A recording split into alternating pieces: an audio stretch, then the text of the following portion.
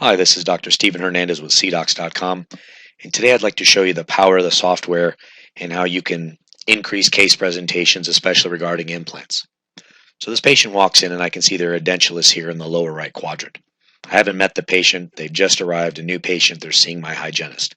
Hygienist alerts me that the cone beam is ready, and after I do my radiological review, I want to go ahead and open up the CCAT software in the implant suite, and I want to start seeing if I can place this implant.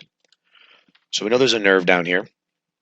So we're going to go into our panorama, find our nerve. There it is right there. And I want to quickly trace the nerve.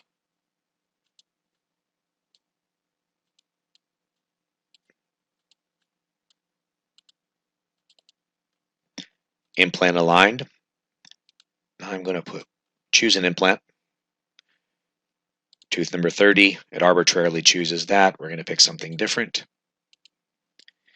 And I'm simply going to drop this in here with my left mouse button. Immediately it shows me a red box saying we're a little too close to the nerve.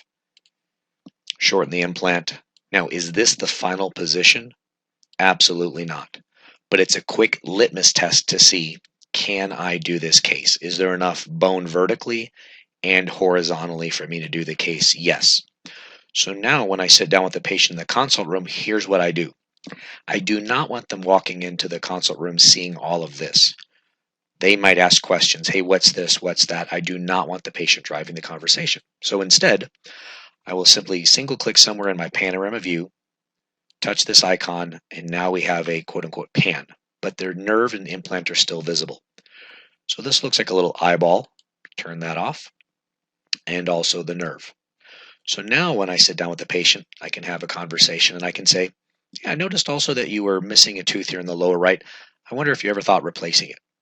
Now, if they respond with yes, but never an implant, my father had one, brother, sister, horrible experience. My last dentist tried to push one on me.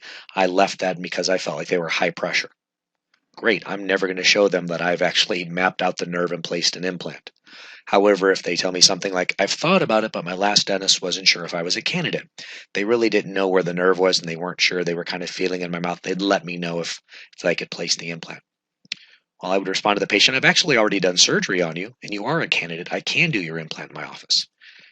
That statement, I've done surgery on you already, usually gets them to cock their head to the side and tell me more.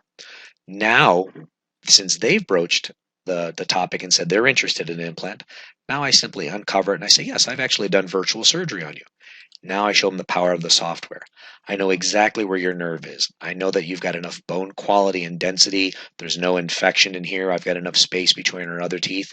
You're absolutely a candidate for this in my office. At this point, they're usually wowed by the software and the fact that we can tell them with confidence and certainty that we can do the procedure, and they agree to move forward with the financial arrangements.